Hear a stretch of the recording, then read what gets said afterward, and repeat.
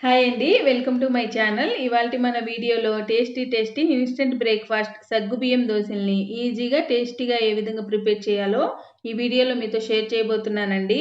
ఏ tiffin చేయాలో అర్థం కానప్పుడు ఇన్స్టెంట్గా అప్పటికప్పుడు ఈ సగ్గుబియ్యం దోశల్ని చేశారంటే చాలా టేస్టీగా ఉంటాయండి. ఒక్క దోశతో సరిపెట్టుకునేవారు కూడా 2 లేదా 3 దోశలు కంపల్సరీగా తింటారు.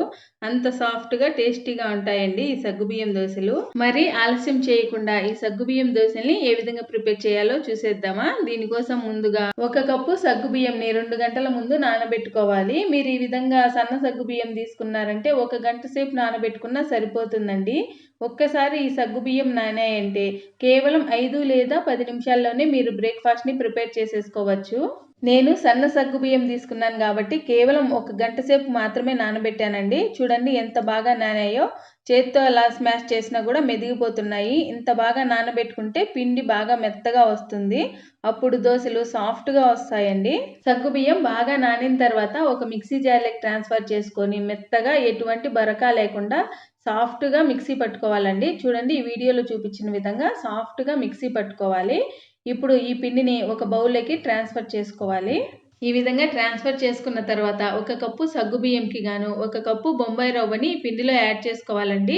బొంబాయి రవ్వ ప్లేస్‌లో గోధుమ రవ్వను కూడా యాడ్ చేసుకోవచ్చు. కాకపోతే గోధుమ రవ్వ కాస్త మందంగా ఉంటుంది కాబట్టి కోర్స్‌గా మిక్సీ పట్టి తర్వాత గోధుమ రవ్వను కూడా యాడ్ చేసుకోవచ్చు. బొంబాయి రవ్వను వేసుకున్న తర్వాత ఒక పావు కప్పు పెరుగును వేసుకోవాలి. పెరుగు పుల్లగా ఉన్నా పర్వాలేదు లేదా కమ్మటి పెరుగైనా పర్వాలేదండి. ఇవన్నీ వేసుకున్న తర్వాత కొద్దిగా వాటర్ వేసుకొని ఎటువంటి ఉండలు లేకుండా దోశల కన్సిస్టెన్సీ వచ్చే వరకు బాగా కలుపుకోవాలి. చూడండి ఈ విధంగా జారుగా వచ్చేంత వరకు బాగా కలుపుకొని మూత పెట్టి ఒక 10-15 నిమిషాల పాటు ఈ పిండిని నానబెట్టుకుంటే సరిపోతుందండి. 10 నిమిషాల తర్వాత మూత తీసి ఒకసారి బాగా కలిపి ఇందులో రుచికి సరిపడా సాల్ట్‌ని వేసుకోవాలి. అలాగే ఒక మీడియం సైజ్ ఆనియన్‌ని చిన్న ముక్కలుగా కట్ చేసి తీసుకోవాలి. ఒక పచ్చిమిర్చిని చిన్న ముక్కలుగా కట్ చేసుకోవాలి. అలాగే 1 ఇంచు అల్లం ముక్కని సన్నగా తురుముకొని తీసుకోవాలి. కొద్దిగా కొత్తిమీరని శుభ్రంగా కడుక్కొని సన్నగా చాప్ చేసుకోవాలి. అదే విధంగా కొద్దిగా కరివేపాకును కూడా సన్నగా తరిగి తీసుకోవాలండి.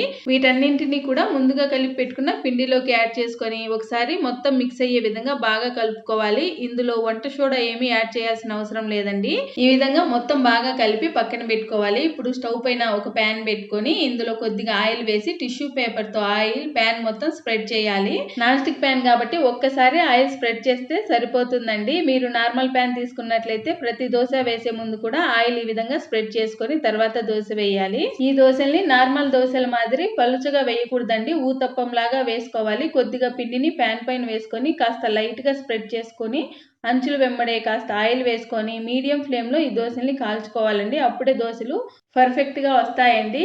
ఈ సగ్గుబియ్యం దోశలు చాలా సాఫ్ట్‌గా ఉంటాయి. కాబట్టి ఒకవైపు బాగా కాలిన తర్వాత చాలా నెమ్మదిగా మరోవైపుకి టర్న్ చేసుకోవాలి. ఈ విధంగా 2 వైపులా బాగా కాల్చుకొని ఒక ప్లేట్‌లోకి ట్రాన్స్‌ఫర్ చేసుకోవాలండి.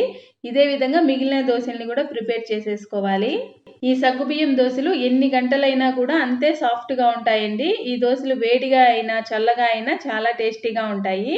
ఈ విధంగా దోశలన్నీ ప్రిపేర్ చేసుకున్న తర్వాత పల్లీ చట్నీతో సర్వ్ చేసుకుంటే సూపర్‌గా ఉంటాయండి. ఈ సగ్గుబియ్యం దోశలు హెల్త్‌కి కూడా చాలా మంచిదండి. ఈ దోశల్ని ఇంకో రకంగా కూడా తయారు చేస్తారు. ఆ ప్రాసెస్‌ని కూడా కమింగ్ వీడియోస్‌లో మీతో తప్పకుండా షేర్ చేసుకుంటానండి.